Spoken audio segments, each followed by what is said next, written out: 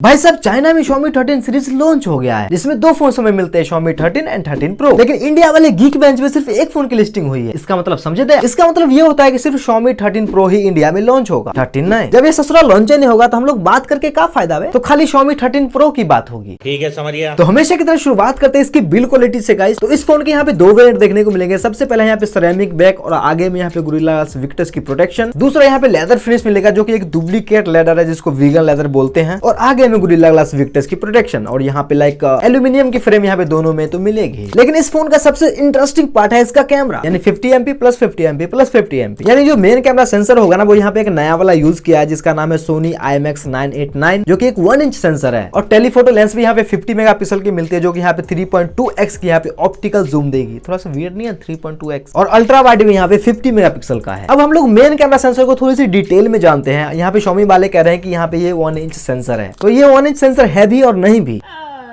देखो मेरे मित्रों और मित्रानियों, मैं आप लोगों को समझाता हूँ कि ये क्या बला है। अगर आप लोग इस वाले कैमरा सेंसर को ना नंगे मापोगे इंची टेप से तो 1 इंच कतई नहीं पूरेगा। ये 1 इंच सेंसर पूरा होता है Xiaomi के दादाजी छोड़ गए टेक्नोलॉजी उससे मापने, यानी एक बहुत ही ज्यादा पुराना टेक्नोलॉजी है जिससे पहले मापा जाता था कैमरा सेंसर। वहां पे क्या होता था कि एक ऐसा ट्यूब वगैरह होता था, लाइक पाइप होती थी इतनी सी, ठीक है, उसको ना कैमरा सेंसर के ऊपर रख करके और उस पाइप को यहाँ पे मापा जाता था, तब जाके वहां पे उसकी 1 इंच पूर्ति। तो Xiaomi वालों ने कहा दादाजी का आशीर्वाद हम लोग साथ लेके चलेंगे, इसीलिए आदम जमाने वाली टेक्नोलॉजी को ये लोग 1 इंच सेंसर बोल रहे हैं। अच्छा, कहीं ना कहीं लोग चुतिया बना रहे हैं और सही भी है। एक और इंटरेस्टिंग चीज मिलती है कैमरा में, वो है OIS, I mean hyper OIS। अब ये क्या बोला है? तो देखो वैसे मुझे भी इसके बारे में उतनी ज्यादा इन्फॉर्मेशन नहीं है, ना ही Xiaomi वालों ने एक्सप्लेन किया है, लेकिन मेरे जो दिमाग में खटक रही चीजें वो ये है कि जैसे Vivo वाले करते हैं ना लाइक जिम्बल कैमरा या फिर गिम्बल कैमरा, तो उसी टाइप से ये लोग भी लाइक उसको और भी ज्यादा स्मूथ करेंगे OIS को। टेक्निकली बोले तो ऑप्टिकल इमेज स्टेबलाइजेशन का नेक्स्ट वर्जन। बाकी आने दो, देखते हैं, मजा आएगा। कैमरा क्वालिटी को और बढ़ाने के लिए लाइका की ब्रांडिंग या फिर लाइका सॉफ्टवेयर या फिर लाइका की ट्यूनिंग, पता नहीं ये लोग क्या करते हैं भाई साहब। मुझे ये इनकी लाइक चीजें समझ नहीं आती कि कोई जायज के साथ में पार्टनरशिप करता है, कोई सोनी के साथ में कर रहा है, कोई हसलब्लेड के साथ में कर रहा है, कोई लाइका के साथ में कर रहा है। भाई क्यों? आईफोन को देखो, सैमसंग को देखो, अपने पैर के बूते ना हमेशा टॉप पे रहते हैं ये लोग कैमरा के मामले में, लेकिन नहीं, इनको तो भाई सब ब्रांडिंग चाहिए, किसी और को घुसाना है बीच में। मुझे तो एक ही चीज समझ में आती है, पैसा बर्बाद। और 32 मेगापिक्सल का सेल्फी कैमरा। एक फैक्ट आप लोगों को बताऊं, एक होता है सेल्फी और एक होता है सब्सफी। सब्सफी का मतलब आप लोगों को बताता हूं, जो लोग सब्सक्राइब करते करते सेल्फी लेते हैं उसको सब्सफी कहते हैं।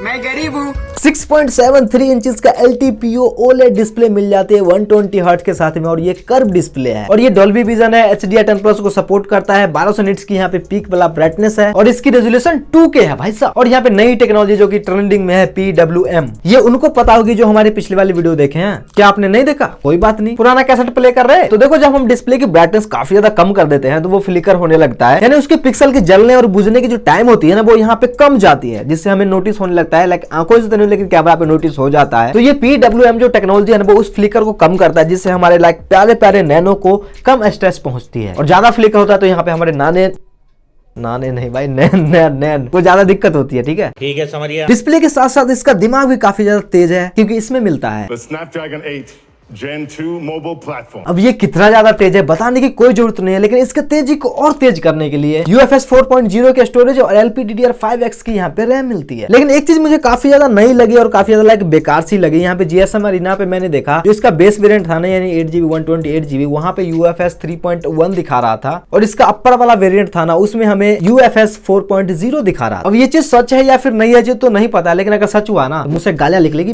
बेस वेरिएंट लेने वाले कोई इज्जत नहीं है क्या? बाकी 4820 mAh की बैटरी मिल जाएगी और 120 वॉट का फास्ट वाला चार्जर मिलेगा बॉक्स में। लाइक क्लेम है कि 19 मिनट में चार्ज कर देता है, लेकिन भाई साहब 21-22 मिनट लग जाते हैं। और 50 मेगापिक्सल के यहाँ पे वायरलेस चार्जिंग का सपोर्ट है, जिसमें कहा जा रहा है 36 मिनट में ये फुल चार्ज कर देगा, लाइक यहाँ पे भी 40 मिनट लग सकते हैं। और 10 वॉट के यहाँ पे रिवर्स वायरलेस चार्जिंग है। इंफ्रारेड इन डिस्प्ले फिंगरप्रिंट मिल जाएंगे, MIUI 14 के साथ में आएगा इंडिया में। बाकी साउंड डिपार्टमेंट में कोई भी कमी नहीं छोड़ी, यहाँ पे डॉल्बी एटमॉस मिल जाती है, स्टीरियो स्पीकर्स मिल जाती है, हाई रेज ऑडियो का सपोर्ट है, तो साउंड डिपार्टमेंट में कोई भी दिक्कत नहीं आने वाले। आप लोग गाना बजाओगे तो आप लोग को आराम से बोलेगा सब्सक्राइब कर दो सब्सक्राइब, भला आदमी एकदम। और इस वाले फोन में यहाँ पे नाविक का भी सपोर्ट मिलता है। जिन लोगों को पता है नाविक क्या होता है, तो भाई साहब हमारी ना एक खुद की पर्सनल सैटेलाइट है ऊपर में, यानी हमारे इंडिया की है, ठीक है ना, जिससे हम लोग लाइक लोकेशन वगैरह देख सकते हैं, और ये गूगल मैप से ज्यादा एक्यूरेट है, यानी इसको आप लोग यूज करोगे ना तो अपने गर्लफ्रेंड के घर की जगह ना पड़ोस के घर में नहीं जाओगे। और यहाँ पे IP68 की रेटिंग है, तो इंडिया में कब आ रहा है? तो देखो भाई ये गीक बेंच पे लिस्टिंग हो गई है, और गीक बेंच पे लिस्ट होने के बाद ना 1 से 2 महीने में लॉन्च हो जाता है, तो हम लोग इसको वेट कर सकते हैं जैन या फिर फेब तक ये लॉन्च हो जाना चाहिए। है इंडिया में। तो फाइनली प्राइस की बात करते हैं तो इसका जो बेस वेरिएंट है ना यानी 8GB 128GB उसकी प्राइसिंग आई है 59,000। ये चाइनीज प्राइसिंग है। इंडिया में अगर आता है तो यहाँ पे 6 से 7,000 रुपए बढ़ सकते हैं, तो यहाँ पे लाइक ये 65,000 तक फोन आ सकता है इंडिया में। और इसका अपर वाला वेरिएंट भाई साहब